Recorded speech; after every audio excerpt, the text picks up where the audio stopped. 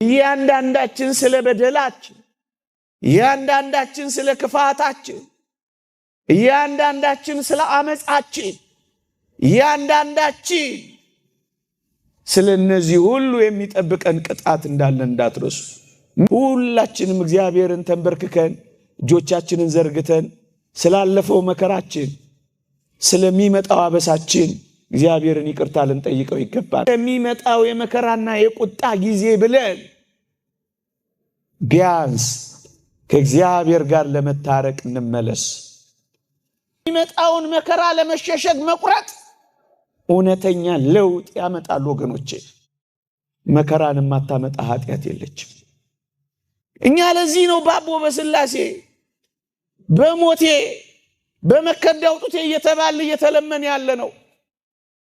አሁን እንኳን ለክርስቲያን ለማን ሊቀርብ ይገባል? ይሄ ጥያቄ ወደዚህ ንጽህናና ወደዚህ ቅድስና ነው የእግዚአብሔር ቃል ጥሪ። ምእመናን ንጹህና ቅዱስ እስክንሆን ኃጢአትን እስክንጠላ አይደለም፣ ጭራሽ እስከማናውቀው ድረስ እግዚአብሔር አሁን ከኔና ከናንተ የሚፈልገው ይቅር በለን ብለን ያወቅነው የተረዳነው ንስሐ መግባትና መናዘዝ ብቻ ነው። የቀረብነው ተዳፍረናል። አወቅን ባዮች አፊዘንበታል። አንዳንዶቻችን መዘባበቻ አድርገነዋል። እግዚአብሔር እንደሌለ እስኪመስል ድረስ አኗኗራችን እንደዛ ሆኗል። ቢያንስ በመጪው ዘመን እንኳን እንመለስና እግዚአብሔርን እናገኘው እንጂ ፀሐይና ጨረቃ እንኳን በፊቱ ንጹሃን አይደሉም ይላል። እንኳን ኃጢአትን እንደ ውሃ የምንጠጣኛው ምእመናን ንስሐ መግባት ራሱ በኃጢአት ላለመውደቅ ዋና መፍትሄ ነው ምእመናን። የሰይጣን ፈተና ከዛሬው ይልቅ አንቺና አንተ እኔ ላይ ነገ ቢበረታስ፣ ዛሬ ታግሰን የምናደምጠውን ነገ ባናገኝስ፣ ዛሬ ድንጉጥ የሆነው ልባችን ነገ ባይኖርስ። ዛሬ የሚባለው እኮ ለዚህ ነው ወገኖቼ። እግዚአብሔርን ከወደድነው እግዚአብሔርን መውደዳችንን ኃጢአት በመጥላት እናሳየው ወገኖቼ። እግዚአብሔርን ከወደድነው ኃጢአትን ጠልተን እናሳየው ነው መልእክቴ። ንስሐ ለመግባት የማታስብ ነፍስ ኃጢአት መስራትን አታቋርጥ። የእግዚአብሔር ዙፋን ለመሆን ከፈቀዳችሁ የኃጢአት ዙፋን የሆነውን ሰውነታችንን ከኃጢአት ማስወገድ እኮ አለብን። በስመ አብ ወወልድ ወመንፈስ ቅዱስ አሃዱ አምላክ አሜን። አጠር ላለች ደቂቃ የእግዚአብሔርን ቃል መንፈሳዊ ሐሳቦችን እንመካከራለን። እግዚአብሔር ከሁላችንም ጋር ይሆንልን። የቅዱሳን መላእክት ተራዳይነት፣ የቅዱሳን አባቶቻችን ጻድቃን ሰማዕታት ጸሎት፣ ከሁሉ በላይ የእመቤታችን አማላጅነት፣ የደጋግ ሊቃውንት በረከት አይለየን። የአዲስ ዓመት ስጦታ ለዚህች ምሽት እንደ መልእክትም እንደ ትምህርትም ጥቂት ሐሳቦችን ባስተላልፍ ብዬ ይህንን ጉዳይ መርጫለሁ። አንድ ጥያቄ በጠይቃችሁ ደስ ይለኛል። እግዚአብሔር የተወደደ መድኃኒታችን ኢየሱስ ክርስቶስ አሁን በዚህ የዘመን መጨረሻ ላይ በአዲስ ዘመን መባቻ ላይ ተገልጾ ለአዲስ ዓመት ስጦታ እንድንሰጠው ቢፈልግ ስጦታ ለመስጠት ፈቃደኛ እንሆን ይሆን? እስኪ እንደው ክርስቶስ ተገልጦ ስጦታ ስጡኝ ቢለን፣ ስጦታ ስጡኝ ቢላችሁ ስንቶቻችሁ ስጦታ ትሰጡት ይሆን? እስኪ እጃችሁን አውጡልኝ። አልገባችሁም? ጥያቄ ወይስ ጥያቄን ፈራችሁት? ጌታችን ተገልጦ ስጦታ እንድንሰጠው ቢጠይቀን ስጦታ መስጠት የምትፈልጉ ምዕመናን እስኪ እጃችሁን አውጡልኝ። አለመስጠትም መብታችሁ ነው። እግዚአብሔርን ብታገኙት ስጦታ በሰጠውት የምትሉ ምዕመናንን ነው እኔ የምፈልገው እጃችሁን እንድታወጡልኝ። አይዟችሁ፣ ገንዘብ አልጠይቃችሁም። ብዙ ጊዜ እጃችሁን አውጡ የተባለው በዛ መንገድ ከሆነ ይውላችሁ፣ ካወጣችሁ በደንብ አውጡ፣ አትታዩኝም። እኔ ብዙዎቻችሁ ግን መስጠት አትፈልጉም፣ ስጦታ መሰለኝ። እሺ አውርዱ። ይህን ጥያቄ ለምን እንደጠየቅኳችሁ የትምህርቴ ማብቂያ ሰዓት ላይ ነግራችኋለሁ። እግዚአብሔር ከሁላችንም ጋር ይሁንልን። የክርስቲያኖች ጉዞ፣ የኔና የናንተ ጉዞ ወደ አጣነው ስፍራ፣ ወደ አጣነው ጸጋ፣ ወደ አጣነው ቦታ፣ ወደ አጣነው ጌታ የምንጓዘው ጉዞ ነው ክርስትና።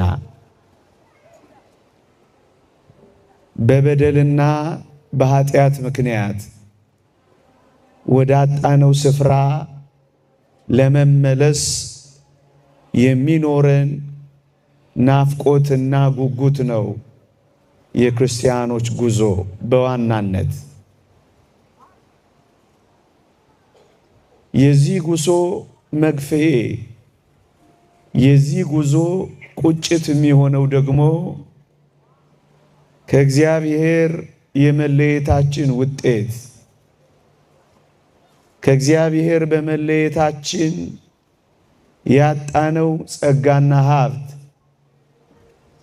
በዚያውም ላይ ደግሞ ለጽድቅ ተፈጥረን ያገኘን የኃጢአት ምሬት እውነተኛ ክርስቲያናዊት ነፍስን ወደ አጣችው ጸጋ፣ ወደ ጎደላት በረከት፣ ወደ አጣችው ስፍራ ለመሄድ የሚኖራትን ናፍቆትና ጉጉት ይቀሰቅስባታል። የተወደዳችሁ ክርስቲያኖች፣ በደልና ኃጢአት ከእግዚአብሔር ለይቶናል። ከእግዚአብሔር በመለየታችን ያጣነው ጸጋና ሀብት ሊሰፈርም ሊቆጠርም አይችልም። እግዚአብሔርን ራሱን እናጣዋለን በበደልና በኃጢአት ምክንያት። ከእግዚአብሔር ጋር ብንሆን ልናገኘው የምንችለው ጸጋና ሀብት ጠፍቶብናል። ከሁሉ በላይ ደግሞ እንደ ጨው የሚጣፍጠው ኃጢአት እየበረከተ ሲሄድ ሬት ሬት ይላል። የኃጢአት ምሬቱ ያጣችውን ጸጋና ሀብቱን ከእግዚአብሔር መለየቱን የምትረዳ እውነተኛ ክርስቲያናዊት ነፍስ ወደዚህ ጸጋ ለመሄድ ትገሰግሳለች። ይሄ ጉዞ ወደ አጣነው ስፍራ የምንጓዘው ጉዞ፣ ወደ አጣነው ጸጋ የምናቀናው ቅኝት፣ ይሄ ጉዞ የንስሐ ጉዞ ነው ክርስቲያኖች። አሁን ስለዚህ ጥቂት ጉዞ በዚህ የዘመን ማብቂያ ላይ ብጠቁማችሁ ብዬ ወድጄ ነው ወገኖቼ። በደልና ኃጢአት ወደዚህ እግዚአብሔር ጉዞ ያሰናከላት አንዲት ነፍስ ወደዚህ ጉዞ የምታደርገው ጉዞና እንቅስቃሴ በደንብ የሚነሳሳላት የእግዚአብሔርን ፍቅር ባሰበች ጊዜ ነው። ወገኖቼ እንኳን የእግዚአብሔር ፍቅር የሰው ፍቅር እንኳን ይሉኝታ ያስይዝ የለ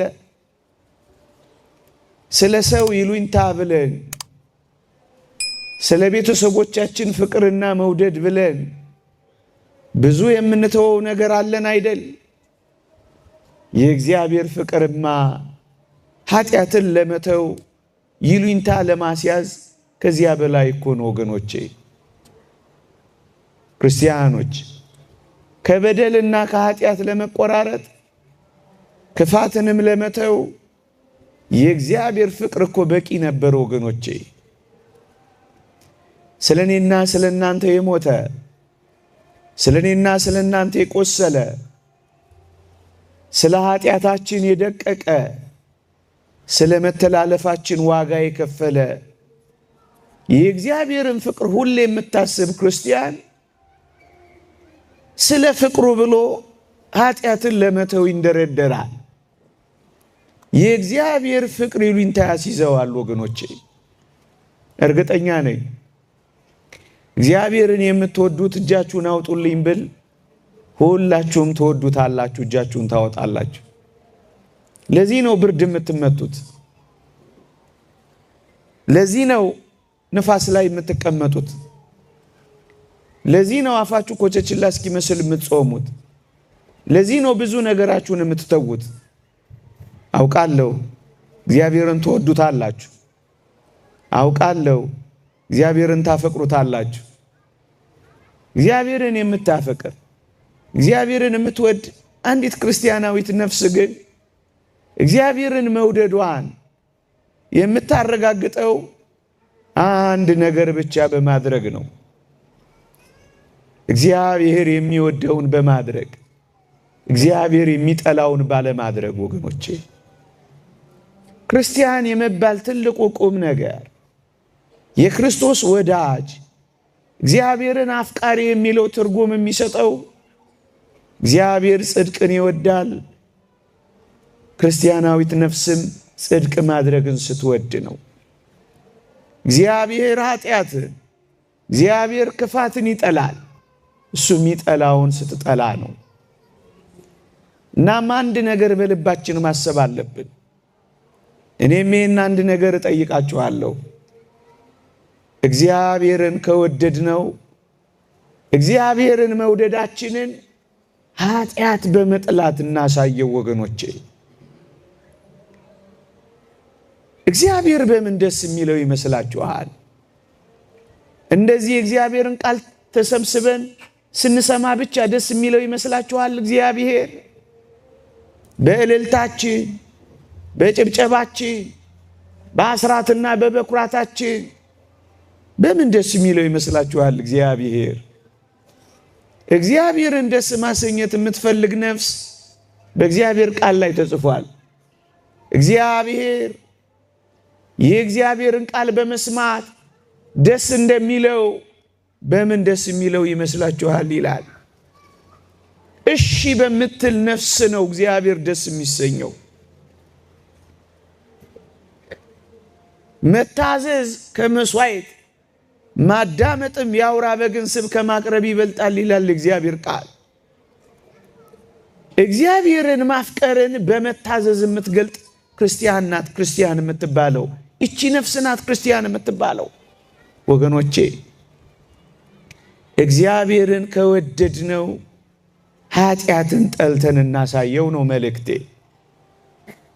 መጪው የተሰጠን ዕድሜ የብድር ዕድሜ ነው።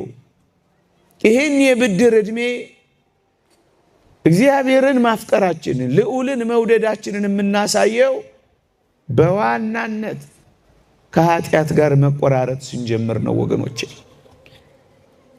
3 ነገሮችን ልጥቀስላችሁ። ቢያንስ እንዲህ አይነት ጉባኤያት የየዕለት የቤተ ክርስቲያን ምልልስ 3 ነገሮችን ከኔና ከናንተ ይፈልጋል በዋናነት። አንደኛ ቢያንስ ከዚህ ጉባኤ በኋላ የ3 ቀን ጉባኤ ይሁን የ4 ቀን ጉባኤ አላውቅ፣ ግን አንድ ነገር ይጠበቅብናል። የመጀመሪያው ነጥብ ንስሐ ለመግባት መፈለግ። ስለማን ሲባል? ስለ እግዚአብሔር ፍቅር ሲባል፣ ለኛ ስላሳየው መውደድ ሲባል።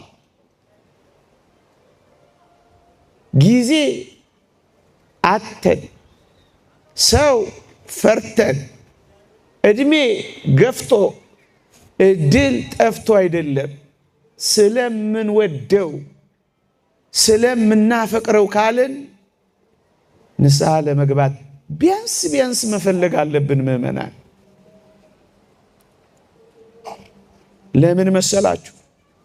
ንስሐ ለመግባት የማትፈልግና ንስሐ ለመግባት የማታስብ ነፍስ ኃጢአት መስራትን አታቋርጥ።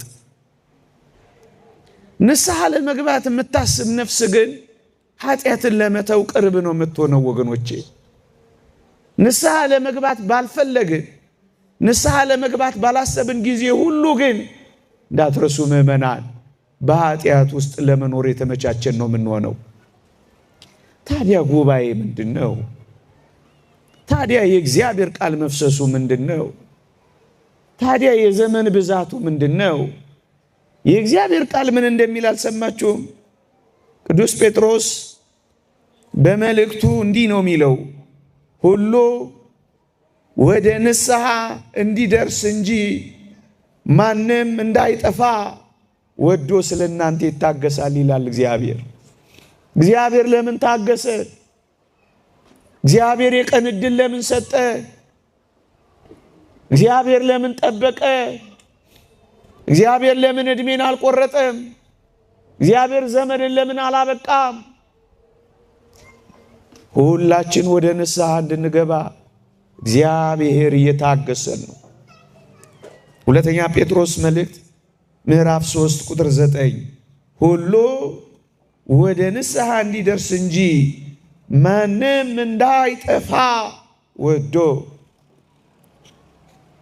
እግዚአብሔር ወዶ ሳይታክት ጊዜ ከሰጠ እግዚአብሔርን የምትወድ ነፍስ ከንስሐ ውጪ ምን ሕይወት አላት? ስለዚህ ቢያንስ መፈለግ፣ ንስሐ ለመግባት ማሰብ። የተወደዳችሁ ክርስቲያኖች፣ ኃጢአትን ከመተው የሚቀድመው ንስሐ ለመግባት መፈለግ ነው። ከዚያ ቀጥሎ ነው ኃጢአትን የምንተወው ወገኖቼ። እስኪ ቢያንስ ንስሐ ለመግባት እንፈልግ፣ ለመታረቅ እናስብ፣ እግዚአብሔርን ላለማስቀየም እንጠንቀቅ። እንዲህ ካደረግን እመኑኝ ኃጢአት እንቀንሳለን። ችንካሮቹን በዓይናችሁ ባያችሁ ቁጥር የተገረፈው ግርፋት፣ የጀርባው ሰንበር፣ የጎኑ ቁስል፣ የእጆቹ ችንካር፣ የገባበት ቀለበት የሚመስለው ቀዳዳ፣ እነዚህን የምታስብ ክርስቲያን እንዴት ጨክና በደል ትሰራለች? እንዴት ጨክና ኃጢአት ትፈጽማለች? እንዴት በዚህ ፍቅር ይሉኝታ አይዛትም? ወገኖቼ ኃጢአትን የምንተውበት ዋና ምክንያት እግዚአብሔርን ስለምናፈቅረው ይሆናል። ወገኖቼ ኃጢአትን ከመተው የሚቀድመው ምእመናን መፈለግ ነው። ትፈልጋላችሁ ወይ? ቢያንስ በመጪው ዘመን የንስሐ ሕይወት እንዲኖረን፣ ተነሳይ ሕይወት እንዲኖረን፣ የምር እግዚአብሔርን ማፍቀራችንን እንድናረጋግጥለት ከወደድከኝ ኃጢአትን ተው የሚለው ድምፅ እያስተጋባብን ከኖር ሳይነጋ በዚህ ምሽት እንኳን ንስሐ እንገባለን። ሁለተኛው ደረጃ ኃጢአትን መተው ነው ወገኖቼ።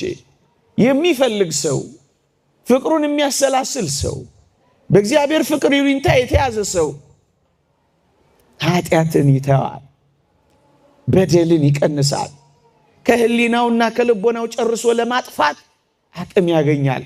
ፍቅሩ አቅም ይሰጠዋል፣ ኃይል ይሆነዋል፣ ብርታት ይሆነዋል። ስለዚህ ኃጢአትን ለመቀነስ አቅም ያገኛል። ሶስተኛው ፈጽሞ ኃጢአትን መጥላት ነው ወገኖቼ። ኃጢአትን ከመጥላት የሚቀድመው ግን መተው ነው ወገኖቼ። ኃጢአትን እስክንጸየፍ ድረስ ነው ግን ክርስቲያኖች የሆን ነው ወገኖቼ። ይህ ፍቅር ነው እነዚህን ሶስቱን ነጥቦች እንድናልፍ የሚያደርገን። ሌላ አንድ ጥያቄ ልጠይቃችሁ እስኪ ምናልባት ከመለሳችሁልኝ። ሰውነታችን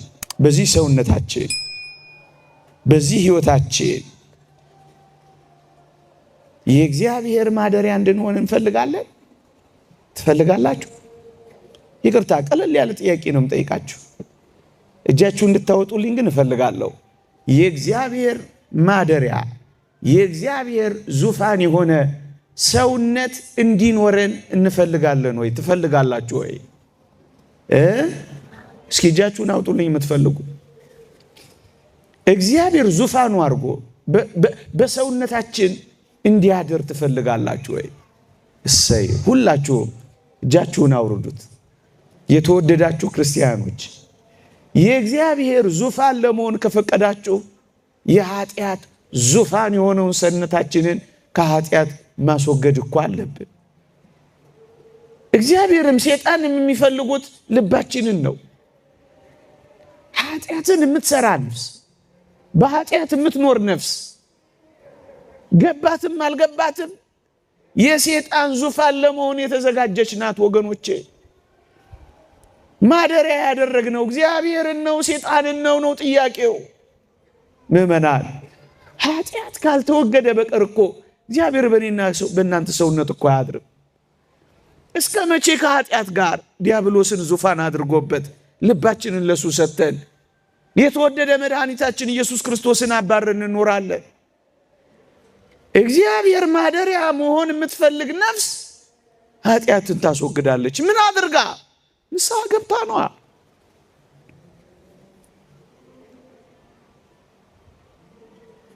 እግዚአብሔር ኃጢአትን ተው አለን እንጂ መኖርን ተው አላለንም እኮ ምእመናን። መስረቅን ተው አለን እንጂ መስራት ተው አላለንም እኮ ወገኖቼ።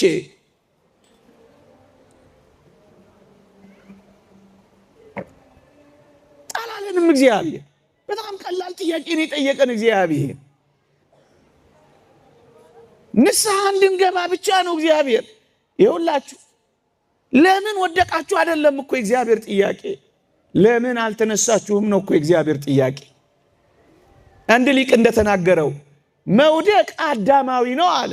እንደ ሰው ወድቀናል፣ እንደ ሰው ደክመናል፣ እንደ ሰው በድለናል፣ እንደ ሰው አሳዝነናል፣ እንደ አዳም ተዋርደናል። እሺ መውደቅ አዳማዊ ነው ካለ በኋላ ወድቆ አለመነሳት ግን ዲያብሎሳዊ ነው ይላል። ወድቀን ካልተነሳን እንደ አዳም እኮ አይደለንም፣ እንደ ዲያብሎስ እኮ ነው የሆነው። የወደቁ አይነሱምን? የሳቱስ አይመለሱምን? ይላል ነብዩ ኤርምያስ። ወገኖቼ አሁን የመመለስ ዘመን፣ አሁን ሰውነታችንን የእግዚአብሔር ማደሪያና ዙፋን ኃጢአትን ማስወገጃ በደልን በንስሐ ማጥሪያ ልናደርገው ይገባል።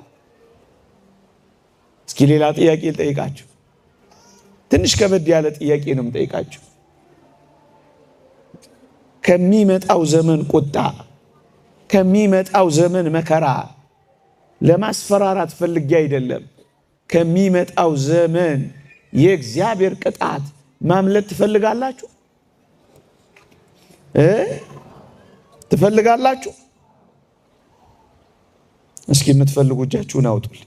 ዓለም በክፋት እየባሰ ይሄዳል ይላል የእግዚአብሔር ቃል። ከትላንትናው ይልቅ የዛሬው ክፋት ይብሳል። የነገው ደግሞ የትየለሌ ነው። ምእመናን በሰማይና በውስጧ ለምትኖሩ ደስ ይበላችሁ፣ በምድርና በባህር ለምትኖሩ ወዮላችሁ። ዲያብሎስ ጥቂት ዘመን እንደቀረው አውቆ በታላቅ ቁጣ ወርዷልና ይላል። ክፋት ይብሳል፣ ጭካኔ ይብሳል። እየባሰ የሚሄደው ነገር አንድ ነገር ማምጣቱ ግን አይቀሬ ነው። እሱ ምንድነው? የእግዚአብሔር ቁጣና ቅጣት። ለምን? ቅጣትንና ቁጣን ሳታመጣ የምታልፍ ኃጢአት የለችም።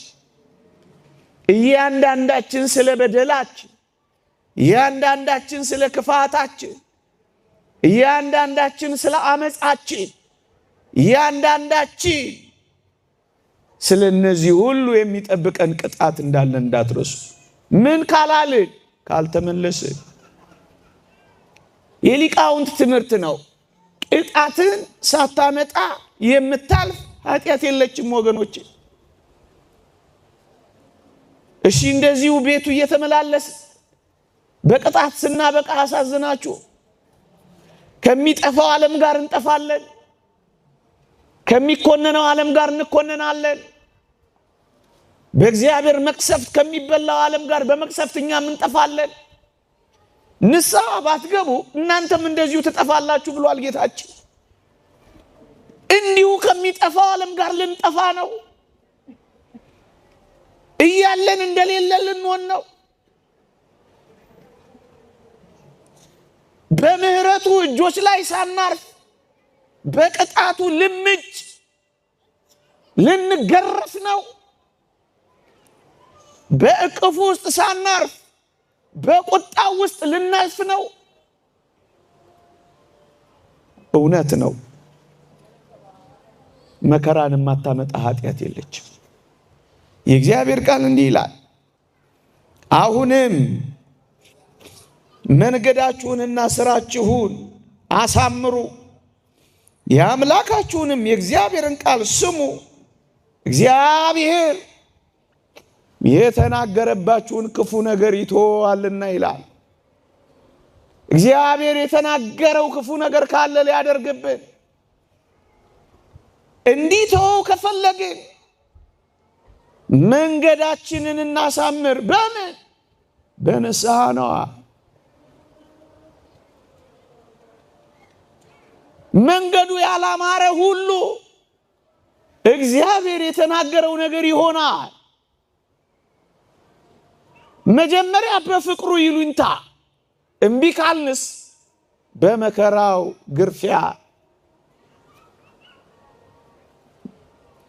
ለዚህ ነው ስለ ፍቅሩ እንቶ ምናልባት ይህም ካልሆነልን ስለሚመጣው የመከራና የቁጣ ጊዜ ብለን ቢያንስ ከእግዚአብሔር ጋር ለመታረቅ እንመለስ። በዘመን ማብቂያ ላይ ይሄንን መልእክት ማስተላለፍ ነው። የተወደዳችሁ ክርስቲያኖች፣ በተለይ በዚህ ዘመን ከኔና ከናንተ የሚጠበቀው ንስሐ ብለን ስንናገር እንደ ነገሩ መተን ሪፖርት እንድናደርግ አይደለም ወገኖቼ። የህይወት ለውጥ እንዲኖረን ነው የሚያስፈልገው። እውነተኛ ንስሐ ጊዜያዊ ስሜትና ጸጸት አይደለችም፣ የህይወት ለውጥ ነው። ክርስቶሳውያን የሆነ ለመንፈሳዊነት ጉዞ የጀመር የተወደዳችሁ ክርስቲያኖች በየጊዜው ለንስሐ አባት ሪፖርት እንድናደርግ አይደለም። በየጊዜው ግን እውነተኛ ንስሐ በመግባት የእውነተኛ የህይወት ለውጥ እንድናመጣ ብቻ ነው የሚያስፈልገው። የህይወት ለውጥ፣ እውነተኛ መጸጸት፣ እውነተኛ ንስሐ፣ እውነተኛ እግዚአብሔርን ማፍቀር፣ እውነተኛ የእግዚአብሔር ዙፋን ለመሆን መፈለግ፣ የሚመጣውን መከራ ለመሸሸግ መቁረጥ እውነተኛ ለውጥ ያመጣሉ ወገኖቼ። እውነተኛ ለውጥ። ለዚህ ነው ወደ እውነተኛ ጸጸት እንድንመጣ። ጊዜያዊ ስሜት እንዲፈጥርባችሁ ብቻ አይደለም። ሰው ስሜታዊ ነው፣ እውነት ነው፣ ሊሰማን ይገባል። ሰው አእምሯዊ ነው፣ ዕውቀታዊ ነው፣ እውነት ነው። ከነዚህ ከሁለቱ ግን የሚበልጠው መንፈሳዊነት ነው። በእግዚአብሔር መንፈስ መመራት ነው ወገኖቼ። ስሜትንም አእምሮንም የሚቆጣጠር የእግዚአብሔር ልጅ መሆናችን በመንፈስ ቅዱስ መመራታችን ነው ወገኖቼ። እሱ ደግሞ የህይወትን ፍሬ ይሰጠናል። የጽድቅ ፍሬ፣ የሰላም ፍሬ፣ የትዕግስት ፍሬ፣ ራስን የመግዛት ፍሬ። እነዚህ በህይወታችን ሊታዩ የሚገቡ ፍሬዎች በእውነተኛ የህይወት ለውጥ ይመጣሉ። አሁን ዛሬ ከማታ ጀምሮ የህይወት ለውጥን እያጣጣምን እውነተኛ ወደ ሆነች የንስሐ ህይወት እንድንመጣ ነው እግዚአብሔር የሚፈልገው ወገኖቼ። ይሄ ብቻ ግን አይደለም፣ ብዙ እንዳላስመሽባችሁ እንጂ ይሄ ብቻ ግን አይደለም ምእመናን፣ የኔና የናንተ ወደ ረጅሙ የቅድስናና የንጽህና ሕይወት የሚደረገው ጉዞ መጀመሪያው ነጥብ ንስሐ ነው ወገኖቼ። ንስሐ እንድንገባ መፈለግ አይደለም፣ ኃጢአትን መተው አይደለም፣ ኃጢአትን መጥላትና መጸየፍ አይደለም። እግዚአብሔር እኔና እናንተን የሚፈልገው የረጅሙ ጉዞ ተካፋይ እንድንሆን ነው።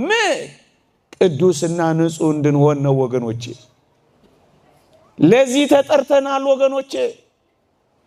እግዚአብሔርን ወደምታስመስለን ሕይወት፣ ቅዱስ ወደ መሆን ሕይወት፣ ንጹህ ወደ መሆን ሕይወት፣ የረጅሙ የቅድስናና የንጽህና ሕይወት መጀመሪያው ነጥብ ግን ንስሐ ነው።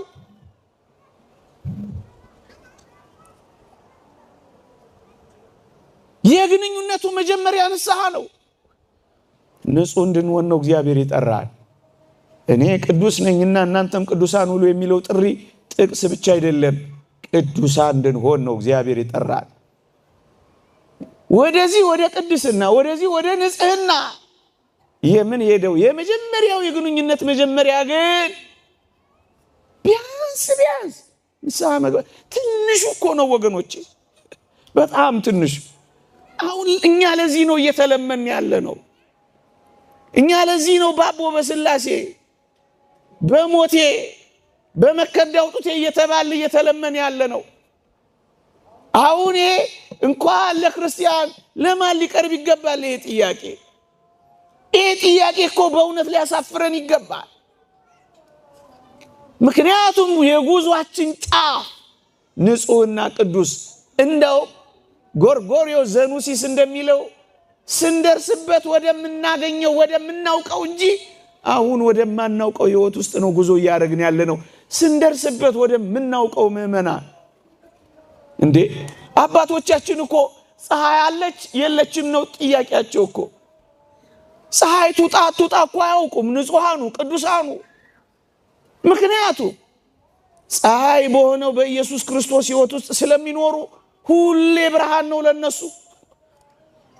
ምድራውያንን ሰዎች ሲያገኟቸው አሁንም እንደ ከርሞ እንደ ድሮ ፀሐይ ትወጣለች ነው ጥያቄያቸው ወገኔ። ሴት ይሁን ወንድ ይሁን የማይለዩበት ደረጃ ነው የሚደርሱት።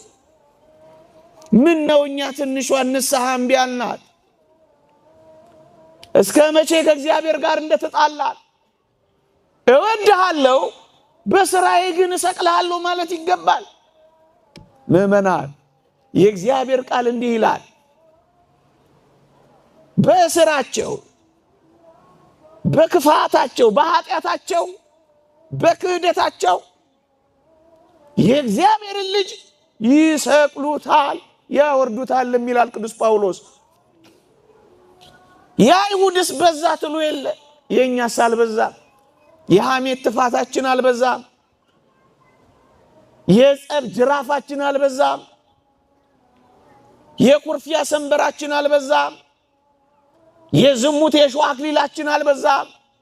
ዛሬም በክርስቲያኖች በወዳጆቼ ቤት የቆሰልኩት ቁስል ነው አለ። ዛሬስ በእኛ ልብ ውስጥ መቁሰል አለበት። ዛሬም በእኛ አንደበት መገረፍ አለበት። ዛሬም በእኛ ጥላቻ መድማትና መጥቆር አለበት። የእኛስ በደል የእኛስ ሰቅሎ ማውረድ የለም አለ።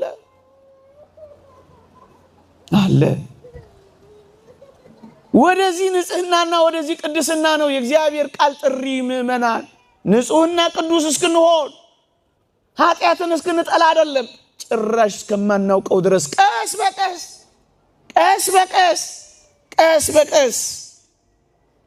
ቀስ በቀስ እርግጠኛ ነኝ እዚህ የመጣችሁት ምርጫችሁን እግዚአብሔር አድርጋችሁ እንደሆነ እረዳለሁ አውቃለሁ። ባይሆንማ እዚህ ቁጭ ብላችሁ ታግሳችሁ እንደኔ ምናምንቴ የሆነውን አትሰሙም ነበረ። ግን ልንገራችሁ፣ ምርጫውን እግዚአብሔር ያደረገ ሰው መንገዱን እግዚአብሔር ያረጋል፣ ፈቃዱን እግዚአብሔር ያረጋል፣ ሐሳቡን እግዚአብሔር ያረጋል። ምርጫ የሚገለጸው በሱ ነው። ፈቃዳችንን ለፈቃዱ ስንሰጥ፣ መንገዳችንን ለመንገዱ ስናስገዛ ነው ሐሳባችን የእግዚአብሔር ሐሳብ ሲሆን። ክርስቲያን እንደዚህ ነው ወገኖች፣ ክርስቲያን እንደዚህ ነው። ክርስቲያን እንደዚህ ነው። ነገሬ ልጠቅልለው እንዳላስመሽባችሁ ትንሽ መሸት አድርገን መንገዱ ተዘጋግቶ ትንሽ መሸት አድርገን ስለመጣን አላብዛባችሁ። ግድ የለም እግዚአብሔር አሁን ከኔና ከናንተ የሚፈልገው ይቅር በለን ብለን ያወቅነው የተረዳነው ንስሐ መግባትና መናዘዝ ብቻ ነው። ኃጢአታችንን ይቅር ሊለን ከአመፃችን ሁሉ ሊያነጻን የታመነና ጻድቅ ነው ተብሎ ነው የተጻፈው። እስኪ ይህንን የሚመጣውን ዘመን በይቅርታ እንኖረው፣ ከእግዚአብሔር ጋር ታርቀን እንጀምረው፣ የኃጢአት ቀጠሯችንን እናቋርጠው፣ ክርስትናን እንደ ነገሩ መኖርን እንተወው። ቃል እግዚአብሔር እየሰሙ እግዚአብሔር በሚያዘን ሳይኖሩ መኖር ትንሽ ቢበቃል። በአገራችን በቤተ ክርስቲያናችን ከፍ ብሎ በዓለማችን ላይ ለሚመጣው ደስ የማያሰኙ ቁጣዎችና መከራዎች እኔ አስተዋጽኦ እንዳላደርግ ቢያንስ እኔ ንስሐ መግባት አለብኝ። ስለዚህ ለሁላችን ሲሆን ሁላችንም እግዚአብሔርን ተንበርክከን እጆቻችንን ዘርግተን ስላለፈው መከራችን ስለሚመጣው አበሳችን እግዚአብሔርን ይቅርታ ልንጠይቀው ይገባ ነበር። የማይበደለው ተበድሏል፣ የማይነካው ተነክቷል፣ የማይደፈረው ተደፍሯል። ይልቁንም የቀረብነው እኛ በብዙ ጎርተነዋል። እንደውም የራቁት በጣም ያለቅሳሉ፣ ሲመጡ ይፈራሉ፣ ይንቀጠቀጣሉ። እዛ ደጅ ቆመው ነው ሁሉን ነገር የሚያረጉት። የቀረብነው ተዳፍረናል። አወቀም ባዮች አፊዘንበታል። አንዳንዶቻችን መዘባበቻ አድርገነዋል። እግዚአብሔር እንደሌለ እስኪመስል ድረስ አኗኗራችን እንደዛ ሆኗል። ቢያንስ በመጪው ዘመን እንኳን እንመለስና እግዚአብሔርን እናገኘው እንጂ። ለዚህ ነው አዲስ ዓመት ሲመጣ እንዲህ ያለ በዓል ሲመጣ እስኪ እግዚአብሔርን አግኝተነው እንጀምር። ከእግዚአብሔር ጋር ተገናኝተን እንጀምር። እግዚአብሔርን በሚገኝበት ጊዜ ፈልጉት፣ ቀርቦም ሳለ ጥሩት ይላል እግዚአብሔር ቃል። እግዚአብሔር ይገኛል። የእግዚአብሔር ቃል ይገኛል። የእግዚአብሔር መስዋዕት ይገኛል። የእግዚአብሔር ካህን ይገኛል። የተወደደ ሰዓት አሁን ነው። የመዳንም ቀን ዛሬ ነው። በተወደደ ሰዓት ሰማሁ፣ በማዳኔም ቀን ረዳሁ ይላል እግዚአብሔር ቃል። አሁን ነገ አይደለም፣ አሁን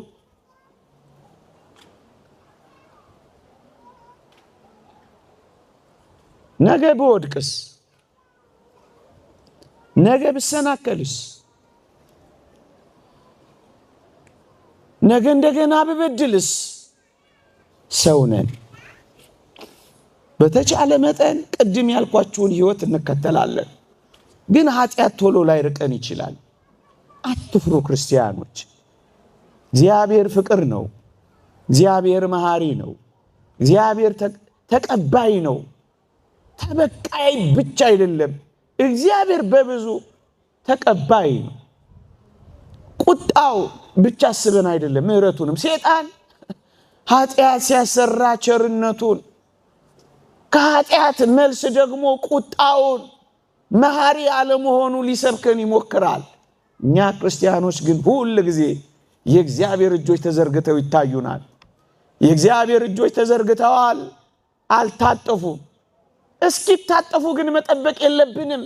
አሁን ወደ እግዚአብሔር መቅረብ ግን አለብን። ኃጢአት ላይ ርቀን ይችላል። ስለ 3 ምክንያት ይላሉ መምህራን። እነዚህን ነገሮች ጠቅሼ ያበቃለሁ። ምናልባት እሱ ተስፋ እንዳያስቆርጣችሁ ብዬ ነው ይሄን ማነሳው። አንደኛ ኃጢአት የሚርቅልን በእኛ አቅም እንዳልሆነ እንድናውቅ ይፈልጋል እግዚአብሔር። ምህረቱ፣ ይቅርታው፣ ጸጋው በመኖር በዚህ ህይወት በመፈለግ ቁጥር እየራቀ ይሄዳል እንጂ እኛ እናርቀው ስላልን አይርቀንም። ቀስ በቀስ ግን እየራቀልን ይሄዳል። የእግዚአብሔርም ጸጋ ይረዳናል። ኃጢአቱን የሚሰውር አይለማም፣ የሚተዋትና የሚናዘዝባት ግን ምህረትን ያገኛል ይላል። እየተናዘዝን በሄድን ቁጥር፣ እየተውናት በሄድን ቁጥር ምህረት እያገኘን እንሄዳለን። ትዕቢተኛ እንዳንሆን ባንዴ እንዴት ይለቀናል? ኃጢአት ባንዴ ማንን እንደለቀቀ አንተን ይለቃል። ይልቁንም እኔና እናንተ በጣም ምስኪኖች እኮ ነን። ጻድቁ ኢዮብ እንደተናገረው 29ኛው ምዕራፍ ላይ ፀሐይና ጨረቃ እንኳን በፊቱ ንጹሃን አይደሉም ይላል። እንኳን ኃጢአትን እንደ ውሃ የምንጠጣኛው ምእመናን። ለዚህ እኮ ነው እግዚአብሔር ድካማችንን ስለሚያውቅ እኮ ነው የሚራራልን። የሰውን ድካሙን አንተ ታውቀዋለህና ብለን የምንጸልየው እኮ ለዚህ ነው። እግዚአብሔር ድካምህን ያውቃል። ትዕቢተኛቱን ቶሎ ካራቀ ብለህ የተወደድክ ክርስቲያን ሆይ ንጹህ ህይወት እስክትኖር ድረስ በደካማና በረከሰች ህይወት ውስጥ ልትኖር ትችላለህ። ንጹህ ህይወት የምትኖረው ግን አንድ ብለህ ከርኩሰት ህይወት መውጣት ስትፈልግ እየነጻ ትሄዳለህ። ንጹህ ህይወት የሚጀመረው ከዚያች ከደካማ ህይወት ነው፣ ከረከሰችው ህይወት ነው። ከዚያ በኋላ ነው እየነጻ የምትሄደው። ያንን ግን ሳትፈልግ እንዴት ነው በአንዴ ንጹህ የምትሆነው? አይቻልም። ሁለተኛ ጊዜው ስላልሆነ ነው። በጊዜው ጊዜ ነው እየለቀቀ የሚሄደው። አሁን ስላልካ አይሆንም። ቀስ በቀስ ቀስ በቀስ ቀስ በቀስ ለሙሴ ጸልይም እኮ መጀመሪያ ቀምተው የሚበሉ ነበሩ እኮ። ኋላ መላእክት እስኪመግቧቸው የደረሱት ወገኖቼ እንደዛ ነው ጉዟችን። ግን በዚህ ክርስቲያናዊ ህይወት ውስጥ ግን መግባት አለብን። በደጅ መጥናት በመለማመጥ ህይወት ውስጥ ግን ማለፍ አለብን። ንስሐ መግባት ራሱ በኃጢአት ላለመውደቅ ዋና መፍትሄ ነው ምእመናን። እስኪ የገባን እንየው። የእግዚአብሔር ጸጋ ይጠብቀናል። አባታችን ካህኑ ይጸልይልናል። መንፈስ ቅዱስ ለኃጢአት መውቀስ ብቻ አይደለም፣ መንፈስ ቅዱስ ያበረታታናል። ስለዚህ በኃጢአት ላይ ድል የመንሳት ጉልበትና ኃይል ይሰጠናል። ይልቁኑ ግን በበደሉ ላይ ድፍረትንና ሽንገላን ቢጨምር ኃጢአት ሰርቶ እንዳልሰራ ሰው ቢኖር ከዛች ኃጢአት መጠበቅ አይችልም። እርሷን በሚመስል ኃጢአት ከመውደቅ አይድንም ይላሉ አባቶቻችን። ንስሐ ካልገባን ሁሉ ጊዜ ወዳቂዎች ነን። ሁለተኛ ጊዜው ሶስተኛስ ነገ አስተማሪ ስለምንሆን አንዳንድ ጊዜ በብዙ ፈተናዎች መካከል እንወድቃለን። ምክንያቱም ነገ አስተማሪዎች ከፍ ያል መካሪዎች እንድንሆን እግዚአብሔር ይፈልጋል። የተወደዳችሁ ክርስቲያኖች ወደ አባ ቢሾይ የመጣ እንደመነኮስ አባ ቢሾይን እንዲህ ብሎ ጠየቀው ይላል። አባቴ ሆይ አቤት፣ እስከ መቼ ድረስ ብዙ ጊዜ በኃጢአት ተሰነካክዬ እኖራለሁ አለው ይላል። ሰልችቶ ተስፋ ቆርጦ ሲወርቅ ሲነሳ አባ ቢሾይ ምን አለ ይባላል? እስክትሞት ድረስ አለው አሉ። የተወደዳችሁ ክርስቲያኖች ትግሉ እስከ ሞት ድረስ ነው። ከኃጢአት ጋር እየተጋደላችሁ ደምን እስከ ማፍሰስ አልደረሳችሁም ይላል። አሁን ግን ቢያንስ መጋደል ግን መጀመር መቻል አለብን። አትወድቁም የሚል ዋስትና ማንም የሚሰጣችሁ የለም። ግን ወገኖቼ ነገ የመንፈሳዊነት ባይቀጥልስ? ይቅርታ አድርጉልኝ፣ ነገ ባይኖርስ? ነገ እኮ ላይኖር ይችላል። እውነት አሰብ ነገ የለም ሊሆን እኮ ይችላል። የሰይጣን ፈተና ከዛሬው ይልቅ አንቺና አንተ እኔ ላይ ነገ ቢበረታስ? ዛሬ ታግሰን የምናደምጠው ነገ ባናገኝስ? ዛሬ ድንጉጥ የሆነው ልባችን ነገ ባይኖርስ? ዛሬ የሚባለው እኮ ለዚህ ነው ወገኖቼ። ምግብ ሲቀርብልን አሁን የምንታጠበው በኋላ እንቆሽሽም ብለን እኮ አይደለም፣ የግድ መታጠብ ስላለብን እኮ ነው። የተወደዳችሁ ክርስቲያኖች አሁን ነገ ልንወድቅ እንችላለን፣ ነገ ልንደክም እንችላለን። ግን ዛሬ መጀመር አለብን። ርዕሴ የአዲስ ዓመት ስጦታ አይደል ያልኳችሁ? አንተ ታሪክ ነግሬያችሁ ላብቅ። ሰምታችሁኛል?